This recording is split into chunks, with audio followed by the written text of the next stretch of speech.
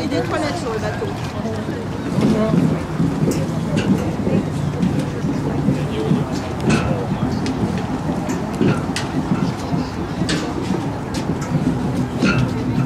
We have these located right next to me in this white box, labeled child-sized life jackets. That's for anybody 90 pounds and under. If you're above 90 pounds, congratulations, you're an adult. Your life jackets are located in the white boxes in the middle of the boat, also near the rear. In the rear of this vessel, we do have 4 fully functional restrooms. You can use those at any time throughout the tour. They are unisex, so just give it a knock if you need to go inside. And also in the back of the bar, we have Zach.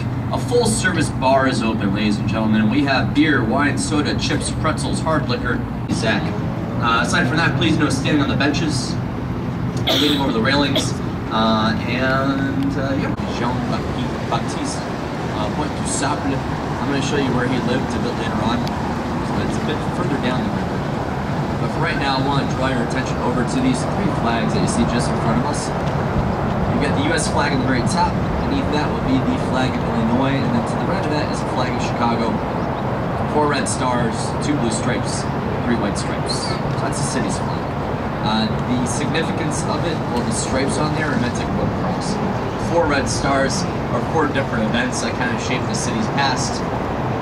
Number 1 would be the settlement of Fort Dearborn back in 1803, first military settlement. The second star is the Great Chicago Fire of 1871. I'm going to tell you all about that fire a bit later on because we're going to pass by where it started, so that's pretty cool. The third star, that's the World's Fair of 1893, the Columbian Exposition. The fourth is also awards World's Fair. That one for 1933, which was important because that was held here during the Great Depression for 2 years. It did very well. But the World's Fair of 1893, that was the big one. That's the first time the world saw a Ferris wheel. First Ferris wheel ever created was unveiled right here. That World's Fair is actually twice the size of what's at 80 here today.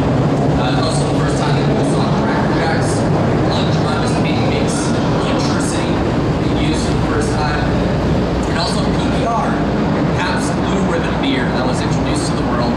Things have never quite been the same. But that World's Fair was more. The fire burned the entire city down in just 3 days back in 1871. That's all it took. And in 20 years, this city built back up, bigger, better than before. By the 1890s, we were looking pretty good. We wanted to show the world. What better venue than the World's Fair? But we had competition. New York City, Washington, D.C., Philadelphia, they all wanted to host it as well.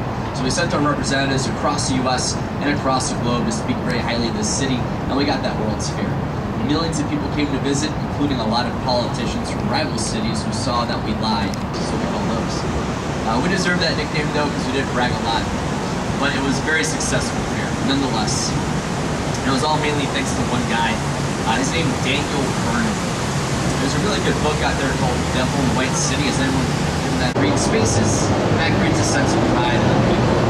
And you can see that pride right here. That's Andre. He comes out here and makes bubbles every day. Hey, what's up, man? How you doing? Yeah, good. He comes out here and makes bubbles every day. His bubbles make people happy. Those are his words. I believe them. So this whole idea of creating parkland was important so that people had somewhere where they could escape this industry.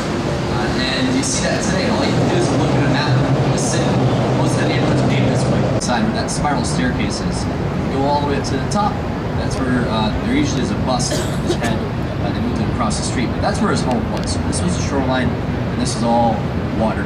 That bridge dates back from 1921. It is a trunnion bascule bridge, as are the boats themselves.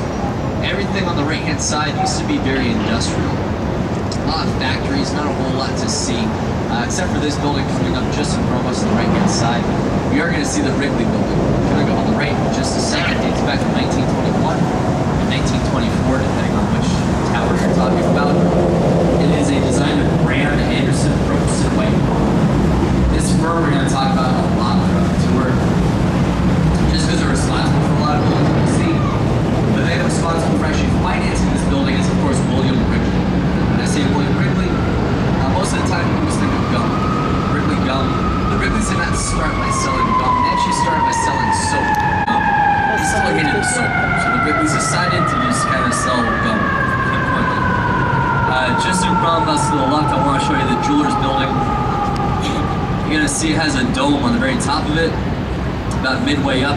You've got lanterns. Just in front of us, slightly to the left, that's the Jewelers Building, dating back from 1926. It's called the Jewelers Building for two reasons. One, it sits on Wabash Avenue, which is just in front of us. If you go south along Wabash, you see a lot of jewelry stores. It's known as Jewelers Row. Also in 1926, that's where they held their valley, distribute and manufacture alcohol in the U.S.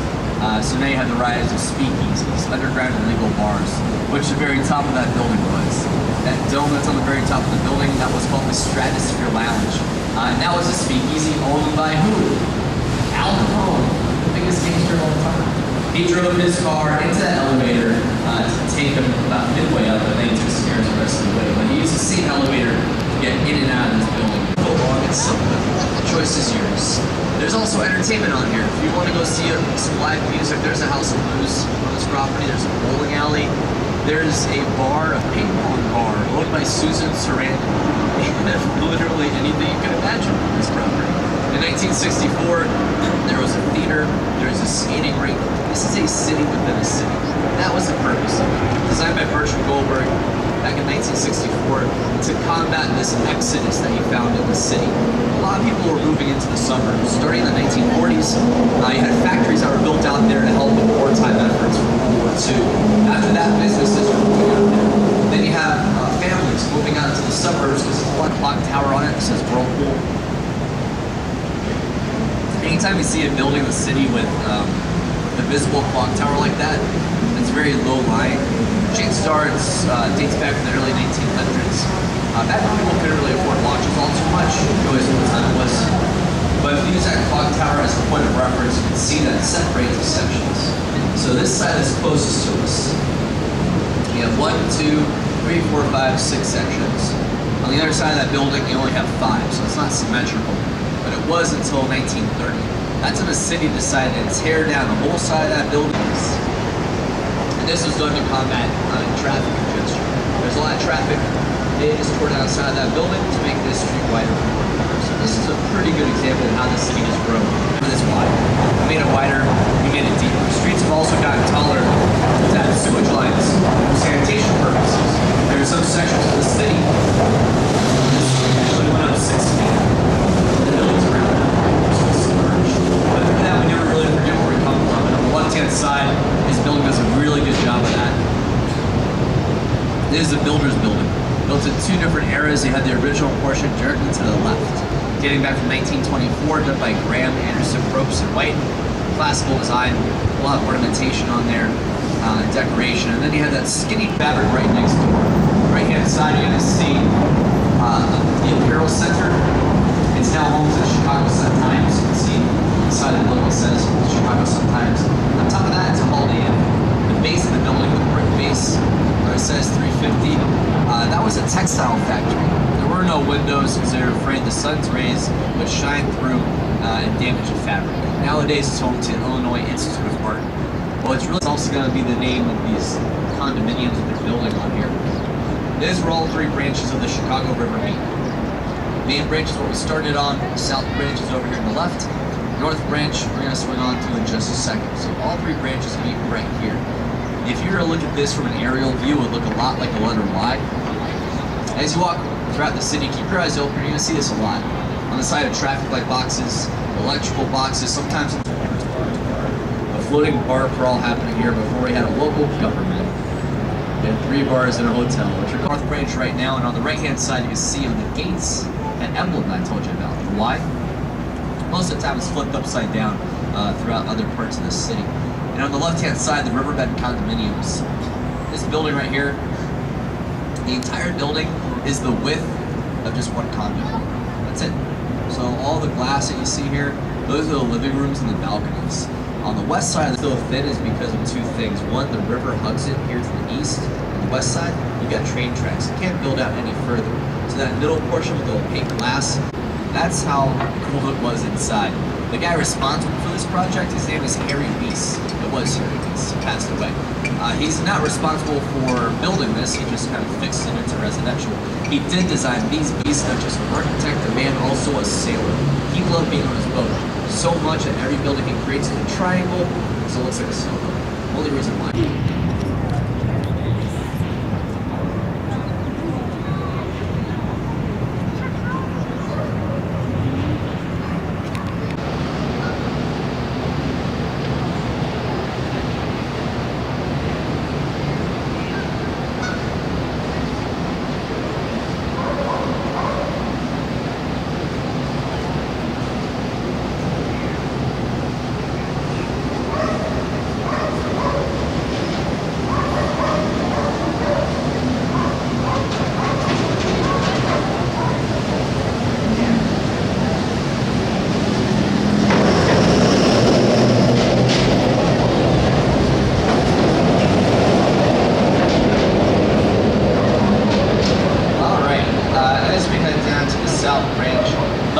side of the boat, I wanted to point out this bridge right here. This is the old Kinsey Street Bridge. It dates back to 1908, back when this was the heaviest, longest iron bridge in the world. So trains used to go across. And you can actually still see train tracks on the right-hand side. But around this bridge, you find these bundles of wood, chains around them. Those are pilings. You find that around any bridge throughout the world. You put pilings around a bridge to protect it in case a boat knocks into it or a barge. In 1992, they were doing some rehabilitation. I didn't use past tense because the tunnels are still underneath this river today. In fact, the entire city is built up on like 7 sub-levels of tunnel system. Something known as contextualism, architecture that mimics its surroundings. So the curve in that building's frame is meant to mimic the curve that the river takes as it makes up the color of this river, which is a good thing. That means that this river is getting healthier. That comes from algae. Algae that's produced as sunlight shoots down to the river bed, reflects back up. That's a sign of a healthy river system, so we are pretty happy for that. We do dye our river green once every year for St. Patrick's Day. Has anyone ever been here for St. Patrick's Day? Wow, congratulations. A lot of people remember being here for St. Patrick's Day. I think it's great. Come back and practice moderation. Right? All these factories and warehouses that become vacant, instead of tearing them down, you just turn them into something else. So most of the time residential. If you're a craft beer fan, these are 2 examples that maybe you'll enjoy. On the side of the city, they took a warehouse, turned it into a brewery. It's called Revolution Brewery. It's a Chicago-based brewery. On the south side, you have Lagunitas. That has to do with the trains. There's a second element that we'll see as we come back up the river. So I'll tell you all about this when we come back up. For the time being, though, on the left-hand side, just in front of us, you're going to get a fantastic view of the Civic Opera building.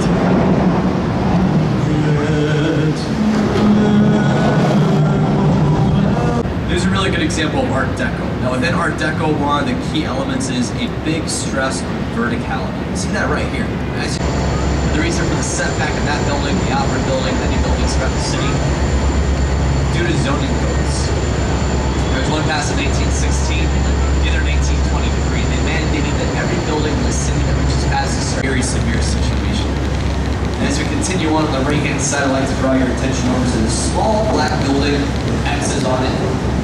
These X's may look to be like some type of decoration. Those are functional. At the moment, this building mainly serves as a gym that mimics its surroundings. So you have this curve in the building's frame. That mimics this whole curve we're going to take right here.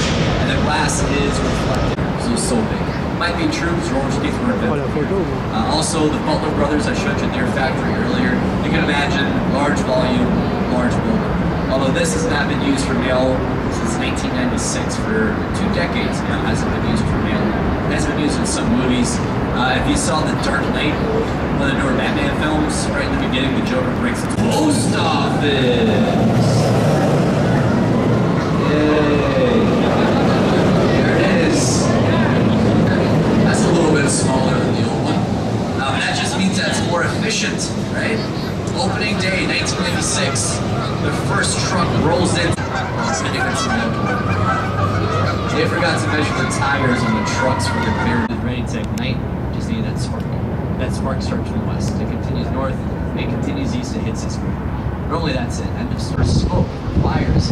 He gave them the wrong directions. They were linked to distilleries and art. So all these things were working against us. But somehow just over 300 people died, which is pretty impressive. Now there's also a story behind this. The word Chicago, that has to do with the land. On this land lived about 3 tribes. They called it home. And these French settlers come and meet with them. They keep hearing this word being used to describe the land. Chicago. And they asked them, what does this mean? And they said, strong and powerful. So you never get lost. And if you keep looking off to the right-hand side, we are going to see the tallest building in the city. It is the Willis Tower. Although it has been the Willis Tower since 2008. It doesn't matter what you call it, it is the tallest. At 1,454 feet tall, that's 110 stories. And on the 103rd story, you've got the sky deck ledge. You can see those 4 boxes, glass boxes you can walk out into, look straight down 103 stories to the street level. If you are afraid of heights, that is the best way to get over your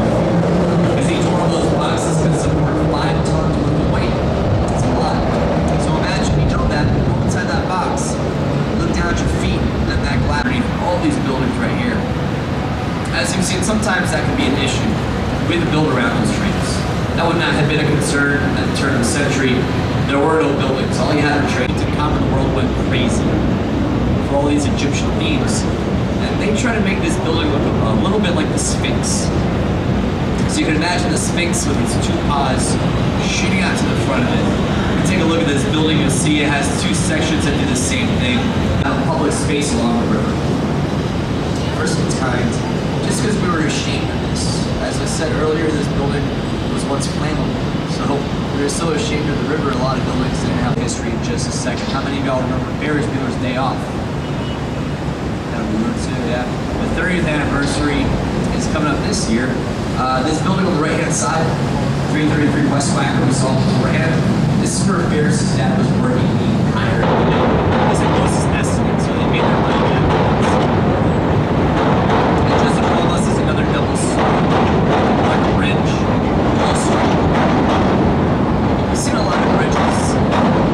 Every single bridge works in the same fashion, trying to get skewed. French term meaning seesaw or teeter-totter. So yeah, they finished this last year. This is also where you would have seen one of the worst maritime disasters in U.S. history. It's called the USS Eastland disaster. Back in 1915, there was a boat docked on the right-hand side with over 2,000 people on board. It was being used for a corporate outing with Western Electric. The boat had ballast issues to begin with. The top deck was used out of concrete instead of wood, and the boat had more lifeboats on it than necessary. They had top heavy. It didn't help matters that when everybody went on board, they all went to one side to see the river. Lives that day, 22 entire families. The casualties for that, which occurred between two bridges, far exceeded those seen in the Great Chicago Fire, which engulfed the entire city. Pretty incredible, that's that. Just in front of us, I'm going to show you the tallest bottle of champagne you're ever going to see. Green building, gold top on it. That is the Carbide and Carbon building, now home to the Hard Rock Hotel. That building dates back from 1929 when the Burnham brothers designed it. Spoke about before. The Burj Khalifa, same guy. He designed this building to show his love and admiration for this city.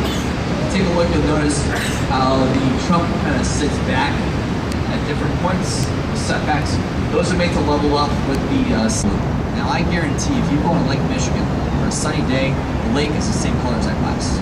The fact that it's reflective is an intention after all, not to take away from the beauty surrounding him. In front of us. The Wrigley got a lot of influence from Spanish cathedrals, in particular the Granada Tower in Seville, Spain. The clock tower is supposed to look a lot like that. So it has this classical Spanish feel to it. If you go across the street from the Wrigley, you're going to see the Tribune building, Tribune Tower. That building is meant to kind of look like French cathedrals, so it's a lot more Gothic in its appearance. You'll see it across the street in just a second. And as we continue forward, between the Wrigley and the Tribune, you're going to see a building with a yellow bulb on the very top of it. It's the Intercontinental Hotel. And you can see around the base of that bulb, there's a little ring that goes around it. That was supposed to be a landing pad for blimps. Back when they thought blimps were going to be the new mode of transportation, then the Hindenburg happened, and they were like, probably not. So they put a bulb on top of it. As you walk throughout the city, you'll see that on a lot of buildings. What kind of looks like a smokestack is actually a ladder to get up to the contents. So it's something that was incorporated to a lot of designs because they thought it was going to change the world.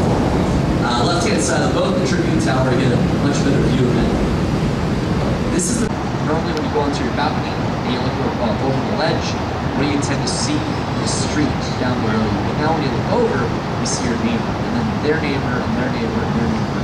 So you have a community on the outside of the building, also on the inside. It also allows for birds to fly through with less risk of injuring themselves, which got her reward from the people. And on the left-hand side, we have Centennial Fountain. It just turned the water on. It's been a while since the water's been on. We like to wait until it's nice and warm, so like midway through July, and then we turn it off 2 weeks after it gets cold. Two things. One would be Lake Michigan and the waterways that it can connect with. The big circle right in the middle, imagine that being Lake Michigan. To the left of it, you got the Chicago River, Mississippi, and it's been great. It's helped us out. It's also hurt us a little bit. It's all that waste going into this river. So in 1889, the Chicago Sanitary District was created. Their task was reverse the flow of this river, manipulate nature. Explains the portage I spoke about at the top of the tour, the one that's on the map of the city. They just created We now have billions and billions of gallons of fresh drinking water leaving unregulated every day, and we had to figure out a way to deal with that. So in 1932, the city of Chicago created the Chicago Harbor Walk. Now it's run by the United States Army Corps of Engineers. The way it works out, pretty simple. You have two gates. There's one that faces into this river, and you can see those just in front of us. There's another one past that faces into Lake Michigan. Between the two gates, there's a pool of water. So let's say we were going to go inside of it, right? We would go inside, we tie up to the wall, the gates close behind us, the gates are Lake Michigan. Once it's all safe, we go out. Same thing happens with Quebec and First. Our little doors is the same level as this river. Hopefully that will open, and as we're making our way back to the dock. That thing is opening any minute. Government vessel goes first, then you have commercial boats, all the way down to recreation. I'll get your money later, alright? I'm in the middle of the tour. It's considered to be a modern feat in engineering. The whole thing works via nature. Aside from the hydraulics that actually open the gates, it's just gravity. It draws water in and out. A couple years ago, we were suffering through a drought, and the water levels in Lake Michigan were at an all-time low. They thought the lake was going to sit below the river as it once did, and they thought this river would re-reverse itself. But we had a lot of rainfall and snowfall, so luckily it didn't really happen that way. We're going to be heading back to the dock in just a moment. This land just in front of us, that's going to be the future home building you're going to find so close to Lake Michigan. So south of us, it's all just harbor. And we're going to be heading to the dock in just a moment. Do you all have a good time? All right, big round of applause to the captain and crew. It's going to be a moment or two before we are safe to disembark. I'm going to ask everyone to go ahead and please take a seat. If you're standing right now, go ahead and take a seat for us. Once we open the gates, we'll let you know when it's safe to get up and walk around. In the meantime, just take a look around you, make sure you don't forget any valuables, bags, purses, cameras, cell phones. Aside from that, on behalf of Shoreline Sightseeing, myself and the crew, thanks for joining us. If you enjoyed yourself, I'll put Yelp and TripAdvisor. My name's Javier, once again. If you have any questions, let me know. But thanks for joining us, everyone. Safe travels back home. And enjoy the rest of your time here. Thanks.